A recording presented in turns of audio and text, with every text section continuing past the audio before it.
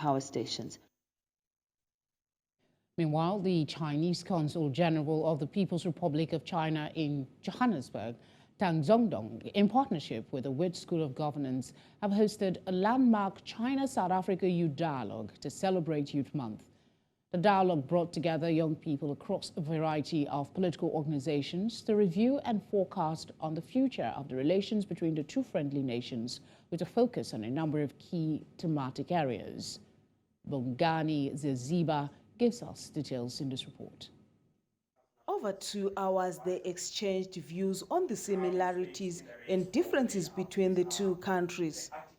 The discussions on how to complement and cooperate with each other in global affairs. The two countries have a lot to share in common historically. We have a lot to learn from each other's pain without constructing our identities. Africa should shape its own relationship with China.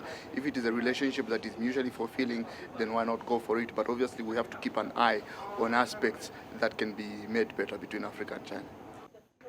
The youth dialogue was organized by the Chinese Consulate in South Africa under 3 themes: South Africa-China relations, future of BRICS, understanding the just transition, and the future of digital transformation. In the light of the topics discussed during the dialogue, they emphasized the importance of the relationship between China and Africa. I find these programs very useful, and I believe that increased the bond between people to people. However, there was also criticism on China's relations with Africa. You want to treat us as if we're a charity case. We don't want charity. We don't want donors. We want people who are going to work with us in order to empower ourselves and in order for us to be capacitated as young people and as South Africans at large. And the youth's view on the future and their countries and what roles they can play in bilateral cooperation. By 2030, we will have about 42% of global youth will be based on the African continent. Now, what happens if they're out of work? 42% of the global youth are out of employment. It is either they will embark on these desperate tours to Europe. A lot of them will be dying along the road. Some of them will be streaming across other African borders, causing issues of insecurity, issues of xenophobia and stuff like that. On the shift of the concept of the just transition and its implications, the panelists discussed what shift towards zero carbon economy means. We need to quickly developing renewables.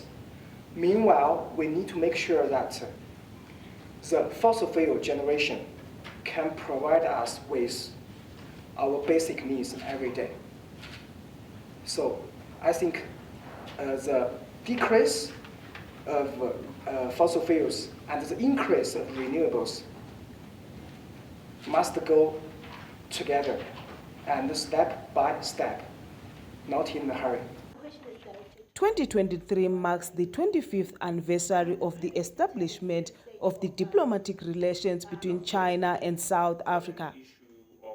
And these two countries believe dialogues like this will provide the room to review fruitful cooperation and look forward to further relations.